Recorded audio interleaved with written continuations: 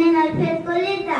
মই আবৃত্তি কৰিব ওলোৱা কবিতাটোৰ শিৰোনাম মাহীদেউৰ পুতলা। কবি ডক্টৰ নিৰ্মল প্ৰভা বৰদলৈ। আমাৰ ওচৰতে মাহীদেউৰ ঘৰ।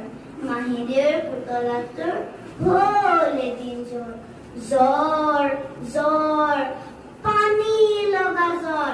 হাচিও ডাক্তৰ ডাক্তৰ। মাহীদেউৱে ক'লে ডাক্তৰ আনিবলৈ দাদাই লৰ দিলে। দৌৰ দৌৰ দৌৰ টক টক টক। দুৱাৰত ডাক্তৰে কৰে টক টক। পুতলাই ভয় খায় প্ৰফেচৰ